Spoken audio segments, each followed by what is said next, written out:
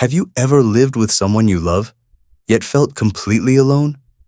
Have you ever sat next to your partner in silence, both scrolling on your phones, and suddenly realized, we don't talk like we used to anymore? If that feeling sounds familiar, you are not alone. Today we are talking about one of the quietest but most painful relationship problems, the loss of quality time between couples. This is not a dramatic problem. There are no loud explosions, no big betrayals.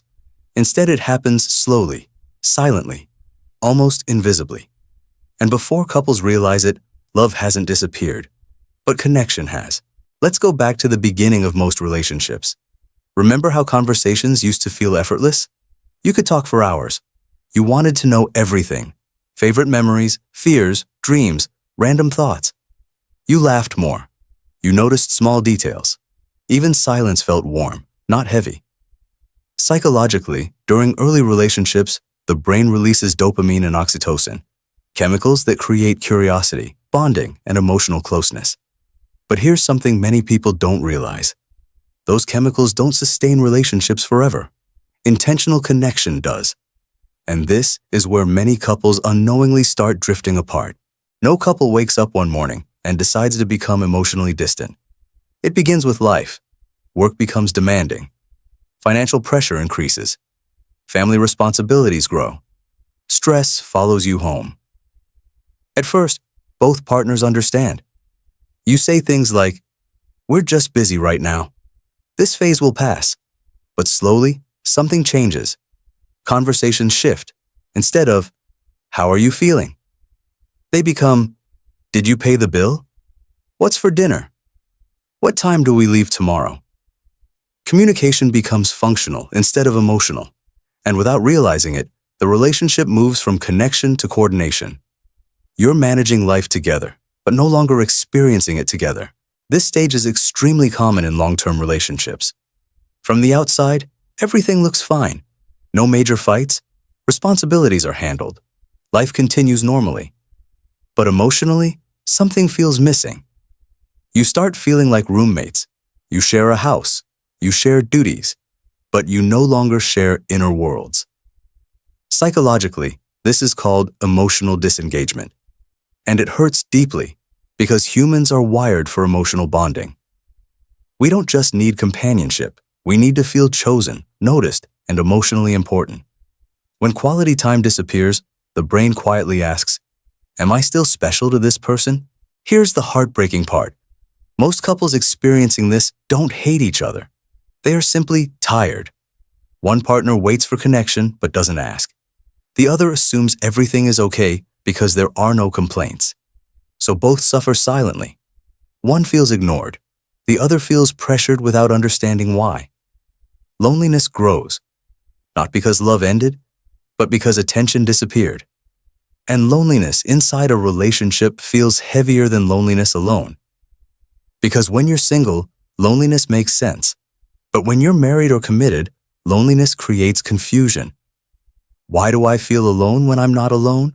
Let's talk honestly about something affecting almost every relationship today. Phones. Technology has created constant distraction. Imagine this moment. Your partner starts telling you about their day. You nod, but your eyes remain on your screen. To you, it feels harmless. But psychologically, your partner's brain registers something powerful. I am less important than whatever is on that phone. Psychologists call these moments missed bids for connection. Every day, partners make small emotional attempts. Look at this. Can I tell you something? My day was stressful. These are not random comments. They are emotional invitations. When ignored repeatedly, people stop inviting. And when invitations stop, connection fades. Many people assume couples stop spending time together because they stop caring. But psychology shows something different.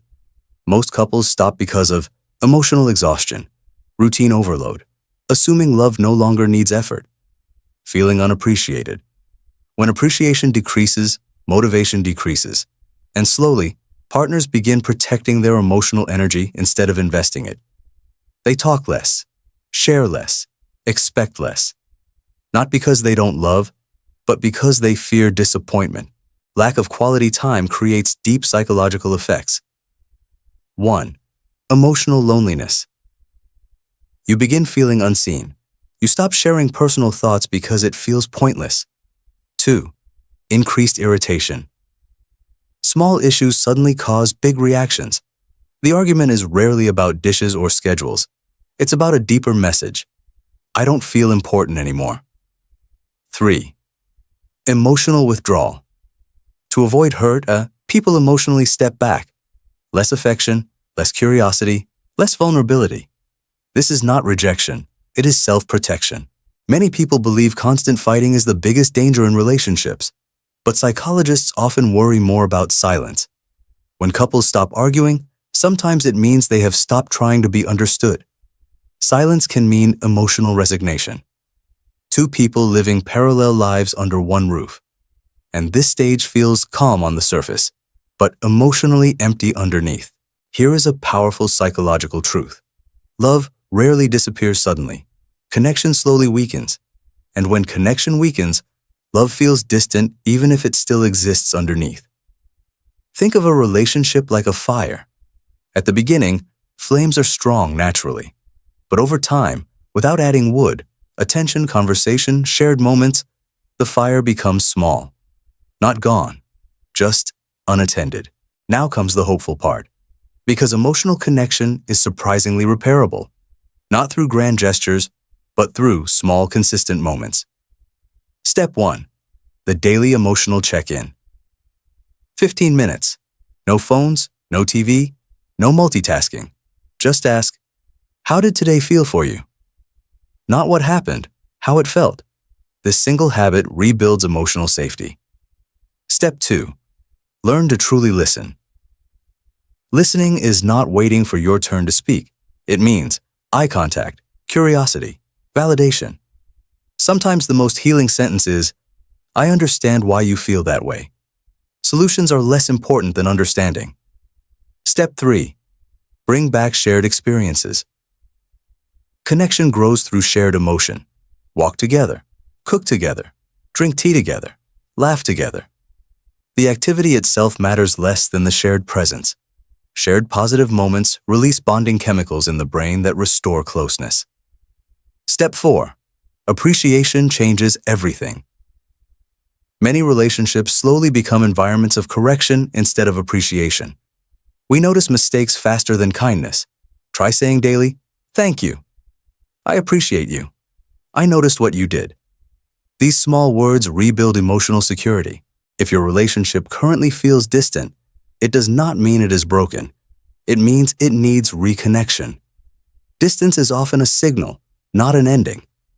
Two people can find their way back when they choose attention over distraction, curiosity over assumption, and presence over routine. Strong couples are not those who never drift apart. They are the ones who notice the distance and gently walk back toward each other. So tonight, I want you to ask yourself one question. When was the last time you truly experienced your partner, not just lived beside them? Relationships don't survive on love alone. They survive on moments. Moments of listening, moments of laughter, moments of being fully present.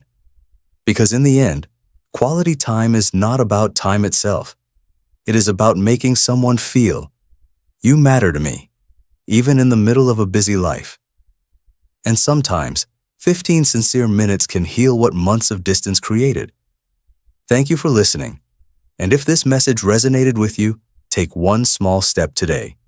Put the phone away, sit together, and simply talk. Sometimes healing begins with one conversation,